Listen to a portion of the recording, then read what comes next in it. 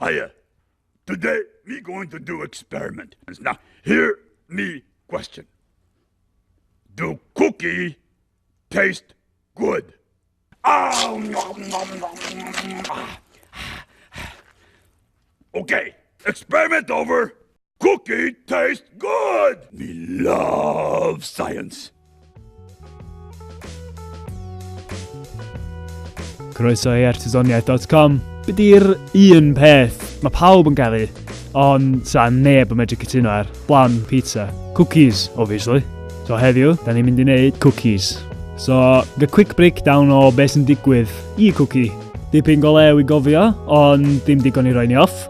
Y fat, y siwgr, y protein, y starch, a nola, yr asiant lefeinio.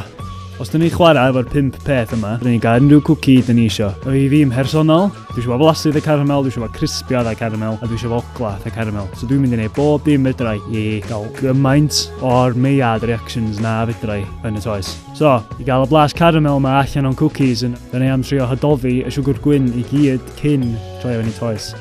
Problem ydy, di menyn brown ddim yn really licio hydoddi siwgr, so di'r cream the butter and sugar ddim yn really mynd i weithio. Ond, be fe da ni'n neud ydy fflipio'r sgript a hydoddi y siwgr yn enwya.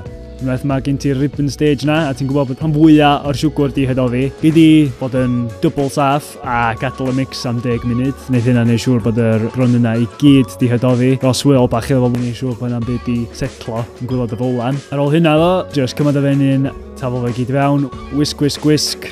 A hopefully, mae'r siwgr di hydoddi. So beth dwi'n gwneud wan ydy, dwi isio siwgr brown gola, dwi'n isio fo'n rhyd o weill. A dwi'n mynd i just rhoi hwnna'n syth fewn i'r menyn heb bitio fo gormod. Cadw fo fatha rhan yna siwgr hir. I'r gymysgedd yma, dyn ni'n mynd i adio blawd. So, yn rhoi fi, dwi'n mynd i iwsio tua 1.25. Just foldiwch hwn i fewn, minimisio yr amount o gluten. Dyn ni'n datblygu yn y toes. Bydd gormod o gluten a fydd o just yn rhy chewy. Fydd am snap iddo fo.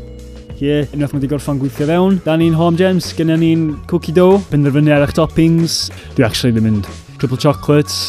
Gen ti hefyd, obviously, the classic milk chocolate chip cookie a ambach o stale, white chocolate and strawberry cookie. Di dwy'n allan o cereal Tesco. Rapiwch nhw fyny mewn cling film, sticiwch nhw gyd yn y fridge. Nid hynny, siŵr bod nhw'n spredio allan, gormod pryd nhw'n cwcio.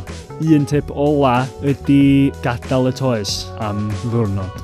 Ie, dwi'n gwybod bod hynna ddim exactly cookies in 10 minutes. Ond mae'r recipe wedi cael ei ddylunio fel bod chi'n gallu just tynnu'r cookies sydd allan o'r fridge, taflu nhw ar baking pan a cwcio nhw o fewn 10 munud. A dylech chi gael cookies mewn chwarter awr o'r amser ydych chi'n meddwl, rhywbeth sy'n licio fan, cookies. Hold on, mae'r peth yn y fridge. Just fel bod ddim arall, mae'r proses cwcio eich dant mewn ffordd tymeredd isel, wnaeth nhw spredio allan mwy a lliwio'n slofach, tymeredd uwch, maen nhw am spredio llai, a ti'n mynd i gael cookies dach mae caramelised.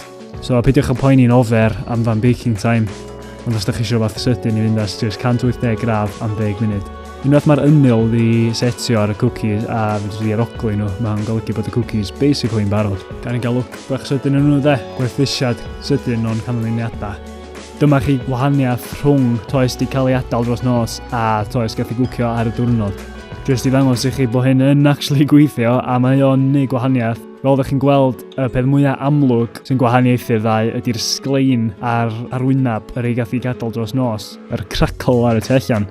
So dyna chi, ultimate caramelised cookies fi. Os ydych chi eisiau mwy o wybodaeth, bach mwy esboniadwy, ewch i artesoniaeth.com. Diolch am watchad, gech yn sy'n yma a welach chi tro nesa.